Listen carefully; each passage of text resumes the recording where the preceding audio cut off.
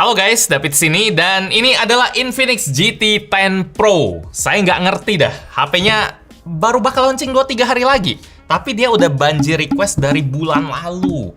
Kalian dapat info HP-HP hot gini dari mana sih? Saya baru tahu 2 minggu lalu loh. Itu pun dari orang Infinix-nya langsung ya, yang saya kirain paling cepet. Atau saya aja yang kurang ikutin gosip ya? Nggak pengen ketinggalan sih, soalnya HP yang banjir request kayak gini, bahkan pas bahas Tekno, orang requestnya Infinix. Ini entah sehot apa, nanti kita cobain. Yang pasti dia punya kualitas gila kalau banyak yang penasaran, makanya saya sampai ditagih terus buat bahas HP yang harganya 3 jutaan, tapi dia pakai chipset rasa HP 5-6 jutaan, Dimensity 8050. Buat perbandingan aja nih, kemarin kita udah bahas Tekno Camon ya. Ini dia pakai Dimensity 8050 juga, tapi harganya 5-6 juta, bukan 3 jutaan. Ini dari Tekno yang udah murah loh. Kalau Oppo atau Samsung yang pakai mungkin harganya bisa 8 juta, si 8050 ini. Sementara Infinix GT 10 Pro 3 jutaan. Pawang MediaTek is back sih. Selalu sih, bukan is back lagi, nggak ada is back. Dari dulu kayak gitu. Tepatnya berapa? Nanti kita lihat pas launching. 3999 pun tetap murah dibanding yang lain. RAM-nya 8GB, internal 256GB, kamera 108 megapiksel, charging 45 watt, baterai 5000 mAh, Full HD Plus, AMOLED 120Hz. Beuh, sekarang kita mulai unbox dah. Ini paketnya lumayan spesial ya. Entah gimana cara dapetinnya, soalnya kalau beli regular itu bakal dapat box HP-nya kayak biasa. Nggak ada paket segede gini ya. Mungkin ini buat di unbox seru-seruan aja mungkin. Ya di sini ada Infinix GT. GT itu biasanya gaming, Grand Gaming, bukan gaming lagi, Grand Gaming. GGT ini bukan GT lagi, ganteng-ganteng. Outplay the rest, jadi ya mengalahkan sisanya, outplay ya gitulah, mendominasi gitu-gitu. Jadi isinya ada 3, ada carbon Kevlar box dan lain-lain. Ini kita langsung buka aja karena bukan yang didapat kebanyakan orang. Di dalam sini ada GT 10 Pro-nya. Ini lumayan keren ya, bukan ijo-ijo kayak biasanya tapi warnanya orange dan hitam, lumayan agak gaming-gaming dikit, hitam merah lah, hitam apalah. Terus di sini kita dikasih apa ini? Kita buka ini. Kevlar box gitu. Terus ini isinya apa lagi? Di dalamnya ada lagi. Ini lumayan. Ini sarung jari. Mungkin harganya 10 ribuan. Kalau yang bagus bisa 50 ribuan dari Razer. Ada setup guide-nya juga. Ini kan tinggal colok ke tangan dong. Jari dong. Terus ada ini trigger buat L1 R1. Gaming banget sih. GT. Oke. Terus ada, ada ini deh, ada surat. Grand Craftsmanship Tourbillon Horizons. Ini ada mobil, karena GT itu biasanya mobil. Ya, Poco GT, Infinix GT, Realme GT, semuanya GT. Ini panjang banget, dari Gran Turismo dan lain-lain. Jadi, ya kira-kira intinya ngebut lah dari Infinix Team. Sip, sekarang kita lanjut ke kotak yang bakal didapat kalau beli HP ini. Ini Infinix, ada GT 10 Pro, ini internal 256GB dan RAM-nya bukan 16GB ya, ini baca yang kecil, 8+8GB. Saya benci sekali tulisan gede kayak gini. Padahal yang benar 8GB yang kecil di sini karena 81-nya cuma tambahan aja. Sini ada Dimensity 8050 6 nanometer gaming 5G prosesor. Siap. Ada GT 10 Pro, sini ada GT 10 Pro, ada spek-spek kayak biasanya. Ada Dimensity 8050 lagi, ada Uptool, lewat 120Hz 10 bit Full HD Plus AMOLED, mantap. Ada Ultra Graphic Power by All Sensor. Ini bahasa marketingnya buset. Terus ada Clean and Pure OS with no bloatware. Jadi wow, oke. Nggak ada aplikasi-aplikasi dari third party, misal kayak apa ya, baca atau e-commerce atau pinjol, karena ada beberapa HP yang ada aplikasi pinjol. Di sini nggak ada, bersih, paling Google aja. Kalau di Eropa Google itu termasuk bloatware. Terus ada Cyber Mecha Design with mini LED indikator, berarti mirip kayak si Tekno. Ada Mecha Design-nya. Ini Transsion lagi sok-sok ke robot-robotan gitu ya. Lumayan lah buat gaming, keren-kerenan. Terus ada resolusi Full HD Plus, baterai 5000 mAh, bisa 5G, Android 13. Ada kamera depan 32 megapiksel dual flashlight, kamera belakangnya 108 megapiksel plus 2 biji 2 megapiksel. Sip. Kita coba lihat desainnya kayak gimana. Mecha Design. Mekanik, mecha, robot. Coba. Oke, GT 10 Pro yang tadi sama aja Kita kelarin isinya dulu, ada petunjuk penggunaan, ada service center, ada stiker. Wih, ada stiker ini berarti bisa dilepas bagian sini. Sip. Keren juga, mirip ROG gitu. Terus ada screen protector.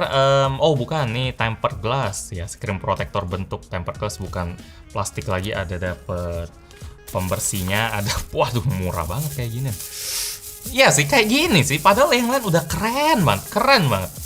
Cuma kayak ada yang kayak sus aja jadi impostor gitu kan, plastik kayak ginian. Udah lama nggak ngomong impostor gue. Terus di sini ada lubang buat kameranya. Ada nih kabelnya nih warna orange coy. Kayak nggak sesuai aja yang tadi barusan. Ini port Type C-nya juga dibikin nyiku. Ini port Type A. Terus di sini ada chargernya, charger 45 watt. Sama di dalam sini ada nyelip ejector yang kubur gitu ya, nggak bisa. Buset, harus diangkat dong. Kalau sini misalnya ada sesuatu kan jadi Easter egg gitu, tapi ini harus diangkat, ditaruh lagi. Oke, sekarang kita lanjut ke HP-nya. Bagaimanakah desainnya HP 3 jutaan ini? Coba kita lihat belakangnya.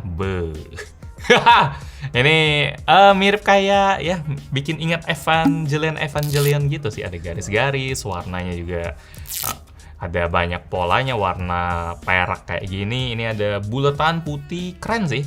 Kalau misalnya seneng sama gaming, saya ngerti lah bagusnya di mana. Tapi kalau mau yang polosan aja mungkin agak lebay ya, kebanyakan motif. Tapi tetaplah ini target pasarnya sesuai, sampai si Infinix niat buat nyamarin kamera yang sebenarnya bentuknya mirip kayak Note 30 Pro. Ini bentuknya persis banget, tapi ya mereka niat buat bikin garis, bikin warna-warnanya biar bisa kesamar. Kayak ada exhaust-exhaustnya gitu ya, kayak ada celah-celah udaranya gitu. Padahal enggak, ini kalau digesek ya polosan aja, cuma garis-garis doang ini.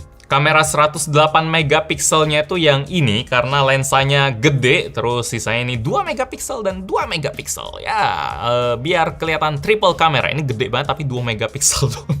Ya, ini ada kayak LED flash, terus jadi ingat Avenger sih, ada bulatan, ada ininya miring kayak huruf A gitu. Di bawah sini ada GT. Sip. Kalau diketok berasa solidnya sih, tapi bagian pinggirnya sayangnya nggak dapetin desain yang meka-meka gitu ya. Jadi cuma bagian belakangnya doang yang teksturnya matte, terus berasa halus, kualitas banget. Tapi bagian pinggirnya tetap kayak HP-HP Infinix Tecno yang lain sih. Finishingnya nggak terlalu mahal atau gimana. Ini plastik yang di coating sama bahan yang glossy. Ini ada tombol power, ada volume, ada speaker, mikrofon, terus ada SIM tray triple slot, dual SIM. Sini micro SD, belakangnya dual SIM. Terus di baliknya, di bawahnya ada headphone jack, ada mikrofon, port Type C, dan speaker. Jadi dual speaker udah wajib. Sip, jadi ini adalah penampilan paling awal dari Infinix GT 10 Pro. Lumayan senada sama body belakangnya, jadi kayak apa? Body roket atau robot gitulah, ada lampu-lampuan, ada potongan-potongan kayak gini. Ini ada tanda garis ke atas, tapi ya ini buat masuk ke menu kayak biasanya, mau swipe dari manapun asal ke atas. Dia masuk aja. Dari UI juga dia sama aja, jadi nggak ada yang beda-beda banget dibanding HP Infinix yang biasa, kecuali icon pack-nya ya. Ini juga lumayan keren, kelihatan dipikirin banget, saya suka. Jadi senada sama tema yang dibawa si Infinix dari X Arena, dari X Team, terus settingnya, terus ada clocknya, kalender, kalkulator, semuanya di custom. Kalau kita masuk ke setting, tentu aja dia udah kayak HP biasa ya. Terus coba kita liatin sistemnya, udah Android 13 harusnya. Bentar kalau di sini. Widih, ini XOS 4GT dong. Berarti dia ada yang beda kah? Launchernya kali ya. Terus ada Infinix GT 10 Pro, ini modelnya Android 13, Dimensity 8050, kamera depan 32, 108, ini lengkap semua.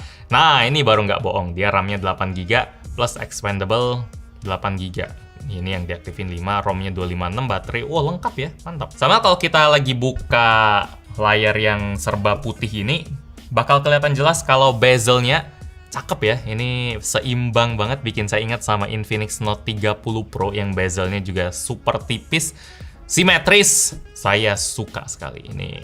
salah satu tanda-tanda HP yang enak dilihat lah ya. Nah, jadi bagian bawah sini nggak dibilang dagu atau apalah, udah serba seimbang bikinnya. Kalau kita lihat wallpapernya sih kelihatan pengen nyembunyiin sesuatu, padahal nggak ada yang disembunyiin, harusnya lebih dipamerin deh. Bloatware, oh iya bloatware, coba ya kita lihat. Ini kita udah install Antutu itu ya, kita Calcare mah punya dia ya, wajib ada kan, soal service ya, orang harus punya. Etalase apps, kayaknya ini punya dia deh. Kok kayak 9 kebalik gitu ya, bentar. Kayak Chrome tapi iya, Chrome jadul. Ini kayak bukan Infinix, ada Akatsuki atau Mega Mendungnya deh. Iya, Batik Mega Mendung kan ini. Ini kayak aplikasi buatan anak bangsa gitu loh. Entah ini bukan Infinix sih. Ini kalau kita masuk ke dalam aplikasinya sih aplikasi Indonesia semua sih ya. Tetris mungkin bukan buatan Indonesia kali. Sisanya sih nggak ada ya, Notepad, Visa Player, My Health, ini mah punya Infinix semua. Jadi bisa dibilang nggak ada bloatware dari third party. Ini mungkin kewajiban dari regulasi, jadi ya mau nggak mau harus ada. Oke lah, memang sesuai klaim no bloatware. Kalau dari warna, dari kemulusan, refresh rate, terus responsif, ini udah aman semua sih, nggak ada masalah. 120 Hz AMOLED, mantap. Speaker, coba segaming apa HP ini? Karena speaker HP gaming tuh biasanya wow banget. Ini maksimal. Coba ya. Di awal kayaknya lumayan. Coba kita kurang rame sih. Enggak sih, ini kayak HP Infinix biasa sih. Ya ini HP Infinix biasa sih. Kurang dalam aja. Nah, kanan kiri sih kanan kiri ya. Yep, kanan kiri. Ya ini speaker bawahnya yang paling dominan, 80-85% lah kontribusi yang bawah. Sementara yang atas ini ya nggak terlalu beda, tapi ada, lubangnya ada. Sama ya, kalau didengar sini juga ada suaranya. Cuma kalau ini ditutup langsung berubah bang. Jadi nggak 50-50 ya earpiece-nya ini. Sekarang saya pengen cobain mini LED di belakangnya. Jadi kalau kita cas bakal keluar lampunya harusnya ya. Tada. Wow, itu. Kirain garis-garis doang. Tapi 4 garis doang ya, nggak kayak si Tecno yang garisnya panjang gitu. Coba lagi. Ada suara. Oh, suara YouTube. Cetak. Mantap. Ya, mantap. Terus kalau kita biarin, dia mati. Nggak ada progres atau apa gitu ya. Misalnya kalau 70% udah 3, kalau 90% udah 4 gitu. Nggak ada sih. Coba ya, ini saya buka Spotify. Kalau Tecno kemarin ada lampunya. Apakah ini ada lampu yang ngikutin beat juga? Coba kita hadap belakang. Wis. Ikut loh. Tek. Wis. Lumayan. Kayak apa? Kayak ya equalizer yang soundbar yang pas kita editing video gitu loh. Lumayan. Lucu sih. Sementara kalau Tecno ini kan kemarin kita udah lihat dia kalau hidup semua, kalau ada yang berubah paling cuma terangnya doang. Jadi kalau ini dia kayak lebih ke kontrol aja, lebih elegan aja. Puas sih lihat kayak gini, kayak berasa lumayan mahal lah. Cuma tetap soal charging tadi entah kenapa tadi 30%, HP ini 30% baterainya, dia nggak ada sisa lampu sama sekali ya. Jadi nggak ada indikator berapa sisa baterainya. Nih, wih, terang lagi ya karena dia kecil jadi kelihatan lebih terang gitu. Kalau kita, wah, sok-sok lagi scroll terus buka musik di mute aja, wih kok bisa ada yang naik gitu nih. Gua mute nih, tetap naik kan? Oh enggak, wah lebih pintar lagi dong. Coba, wah, iya, tuh matiin enggak? Kalau kita play ada tuh, iya. Hah? Kalau TWS iya juga ya. Sayangnya kalau kita konekin ke device Bluetooth yang lain dia nggak muncul ya lampu-lampuannya, jadi nggak bisa pamer pakai TWS sambil dengar ada lampu-lampuan, nggak bisa. Pinter loh, hebat. Kalau suara mati dia nggak ada lampu, kalau konek ke yang lain dia nggak ada lampu. Jangan-jangan dia konek ke speakernya kali ya. Sayangnya speaker HP ini sendiri kurang mantul. Sayang bagian itunya. Cuma oke lah. Biasa aja.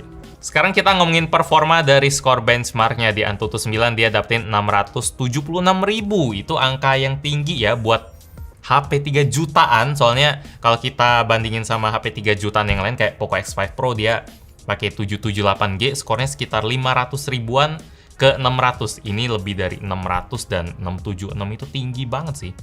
The hype-nya is real.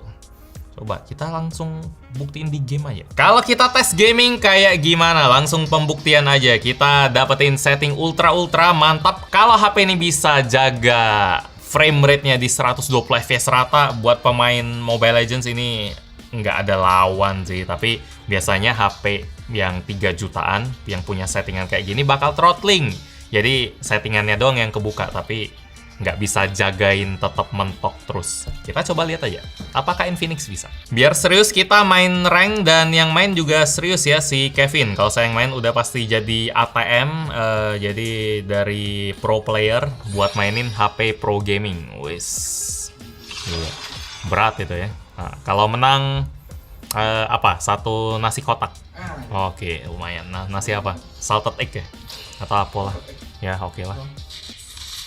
Nah lo. Ya tadi JP buka ini 47. Oh oke. Mau kejauhan. Aduh. Punten. Nah balik.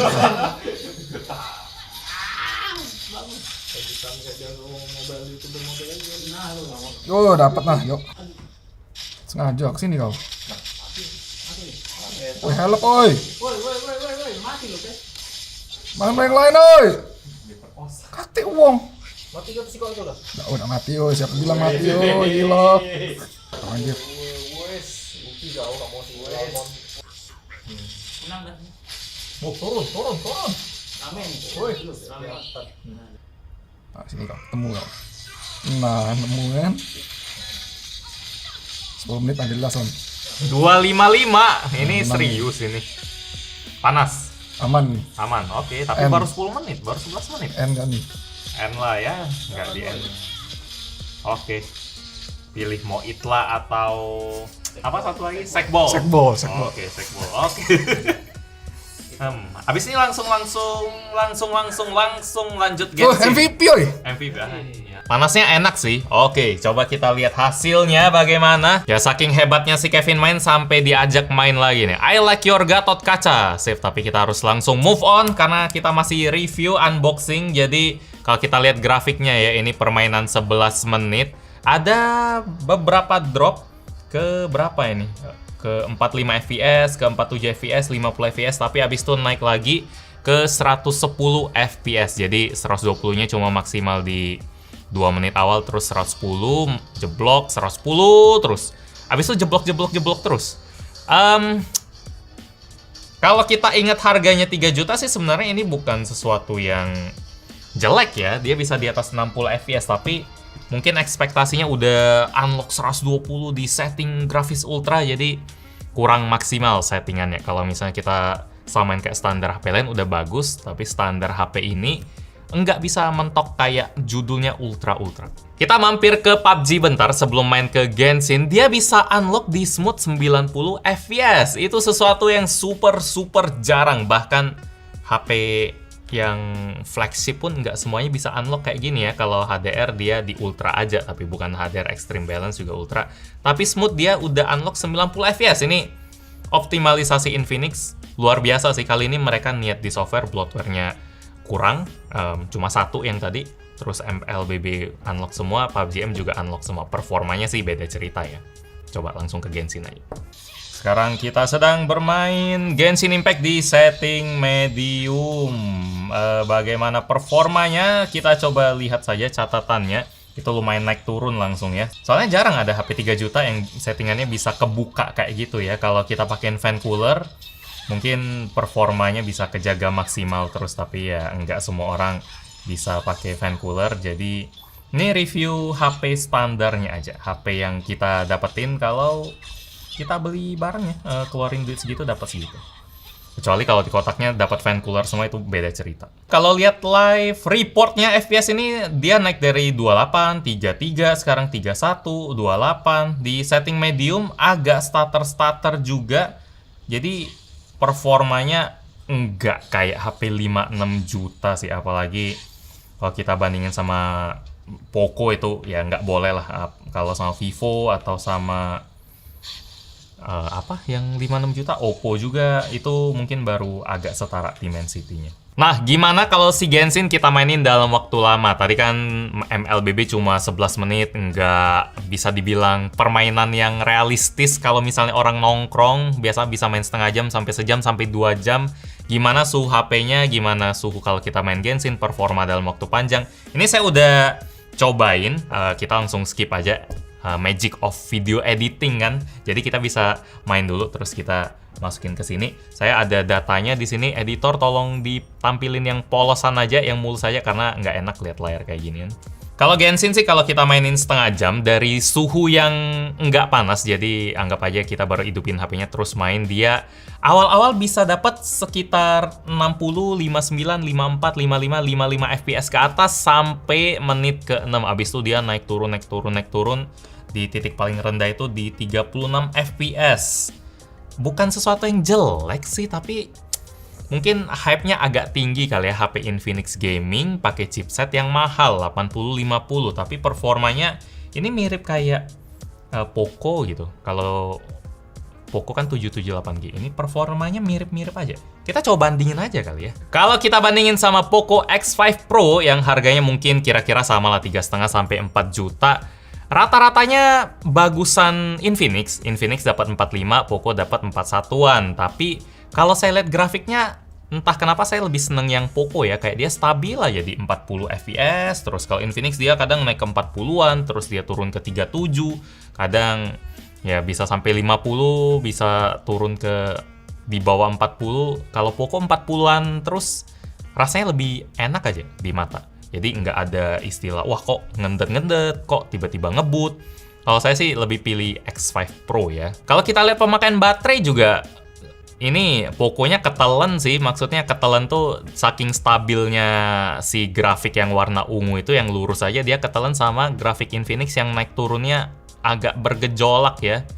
Kelihatan tapi di sini kelihatan kalau Poco konsumsi baterainya sedikit lebih hemat. Kalau Poco dia stabil di 3 watt sampai 4 watt, tapi kalau Infinix dia bisa makan sampai 5 watt, kadang turun ke 4 watt atau kadang ke 3. Jadi naik turun sesuai kayak performanya ya, Poco lebih stabil. Ya mantep lah bisa bandingin kayak gini. Jadi di harga yang sama kita bisa bandingin chipset Snapdragon, chipset MediaTek, kelasnya sama tapi performa agak beda. Makanya butuh software kayak PerfDock dari WeTest gini ya, buat tracking berbagai macam data yang kita bisa bandingin. Nggak cuma data FPS atau si baterai tadi, tapi kita bisa bandingin suhu, terus bandingin pemakaian RAM, dan lain-lain. Data-data yang kerasa kecil tapi bisa ngaruh ke performa banyak. Saya benar-benar kebantu sih, biar penonton juga lebih yakin lah sama apa yang saya omongin, saya rasain, saya omongin, tapi kalau ada di backup data rasanya lebih bener aja. PerfDock ini nggak cuma bisa ngerekam data game ya, aplikasi lain juga bisa. Software penting lah buat review-review gini, atau developer aplikasi juga bakal dapetin banyak faedah lah. Atau buat kalian yang seneng sama data juga mungkin seru ngeliat ginian. Kalau minat pengen coba, linknya udah saya taruh di bawah. Sama ini saya juga ada bandingin si Infinix bareng Tecno Camon ya. Dia sama-sama pakai 8050 tapi Camon lebih datar lagi dari Infinix. Mungkin karena dia ini fokusnya ke kamera, jadi soal performa dia main aman banget. Dari FPS-nya kelihatan, dari baterainya juga kelihatan, lain-lain. Jadi walaupun chipset sama, performa bisa beda tergantung treatmentnya. Oh ya, soal suhu, ini juga jadi masalahnya Dimensity 8050 ya. Setidaknya yang udah kita tes, kayak di Camon sama di Infinix kali ini, lumayan tinggi suhunya. Ini dapat 45 di belakang dan 46 di depan. Makanya pas si Oppo Reno 10 kemarin bisa dapat di bawah 40, buat seri 7050-nya, itu buat saya lumayan hebat sih, soalnya pawangnya aja agak keteteran buat ademin si Dimensity itu. Oppo entah kayak gimana, performanya tetap oke. Terakhir kita tes kamera. Kamera 108 megapiksel. Ini AI matiin dulu. Oke. Kalau AI mati, gimana hasilnya? Sip, outplay the rest. Dan ini saudara si Kamon. Saya juga ada ambil beberapa foto di luar, siang, malam, di dalam ruangan. Kesannya mirip kayak Infinix Note 30 Pro ya. Ijonya lumayan kuat, kadang tema kuningnya lumayan keluar, kayak gedung yang kuning jadi lebih kuning lagi. Dynamic range oke, night mode juga oke, walaupun nggak kelihatan terlalu alami. Cuma buat 3 jutaan, saya nggak bisa minta lebih banyak sih. Videonya juga stabil. Buat 1080p, kalau 4K dia tajam walaupun gempa. Buat Infinix, buat 3 juta, saya suka lah kameranya. 3 jutaan. 3 jutaan. Kesimpulan saya buat Infinix GT 10 Pro. Dia speknya bagus, optimalisasinya bagus, dia gamenya bisa unlock setting paling tinggi, ultra.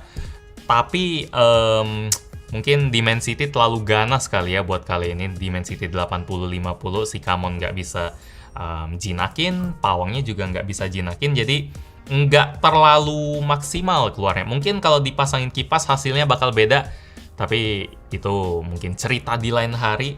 Kalau dilihat dari harga 3 jutaan sih, semoga ini kurang lebih 3,5 juta ya, karena kalau 3,5 juta kita cuma ngeliat angka FPS-nya aja, nggak ngeliat grafik yang naik turun, itu udah lumayan oke. Maksudnya Mobile Legends dapat di 90 FPS, terus Genshin bisa dapat 30-40 di setting medium. Buat HP 3 juta itu bagus.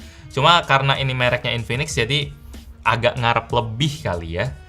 Apalagi hype-nya tinggi banget, performa harga 4-5 juta gitu, tapi ternyata ini sama aja performanya tetap 3 jutaan kayak kompetitornya si Poco. Dia beda di bagian gayanya ini. Gayanya keren sih buat yang suka gaming. Kalau nggak suka mah Poco ya, tapi kalau suka gaming, ini bakal menghargai juga. Ya, jadi gitu aja unboxing buat Infinix GT 10 Pro. Masih belum move on dari Note 30 Pro sih, tapi Note 30 Pro enggak. 5G dia, Helio G99. Kalau ini udah 5G. Like kalau Anda suka dengan video ini, dislike kalau nggak suka, dan kita ketemu lagi di video selanjutnya. Yo. Jadi hype itu yang penting speknya dulu. Soal gimana hasilnya, nah sekarang baru lihat.